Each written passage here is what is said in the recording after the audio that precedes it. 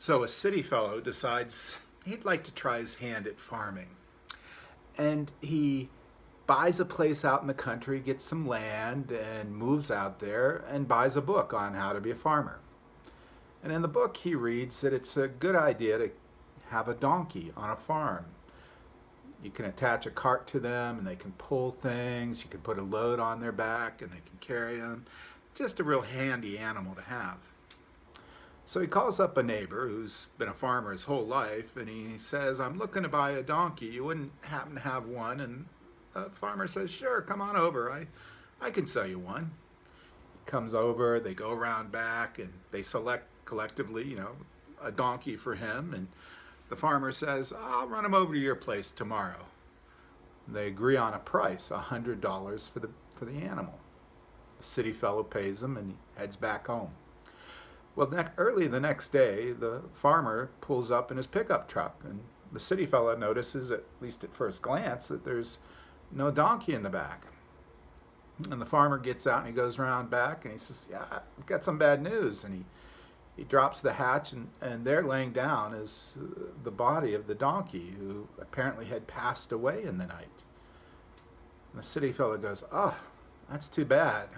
Sorry this happened, but these things happen. Just give me back my $100. And the farmer kind of, looks down at the ground and hems and haws a little bit and finally mumbles, I spent it. City fellow goes, oh, I'll tell you what.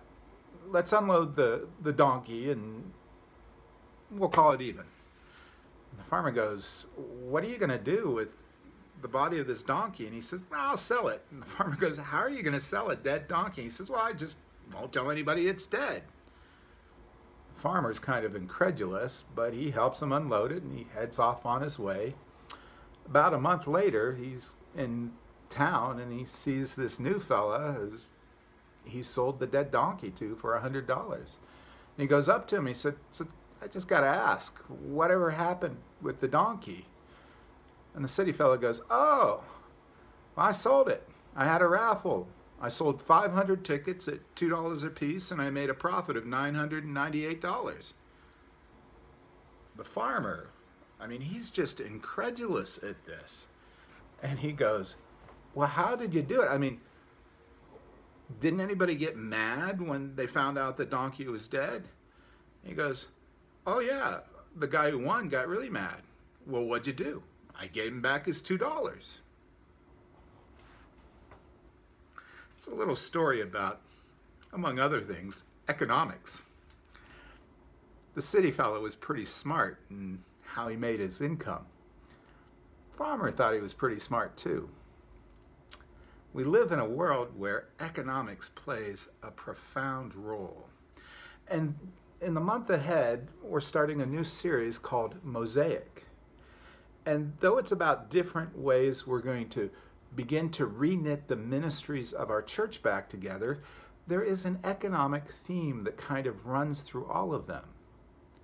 How to care for one another in difficult economic times. How to strengthen and engage our ministry with people on the economic margins that we already have going. And what are some potential ministries for folks who are struggling that we could add? Economics plays a profound role in our lives, and we want it to be about more than something like, well, how I can make money off of the next person. We want it to be something that shows our values.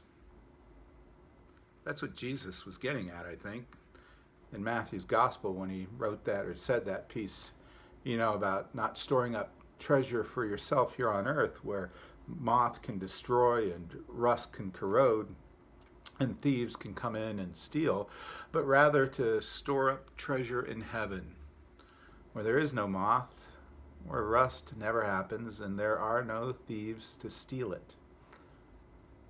I guess it's his way of saying the real treasure isn't about the money you can make off of selling that deceased donkey. The real treasure is in the way we can use our resources to care for one another and establish the reign of Jesus Christ. Something to think about. Amen.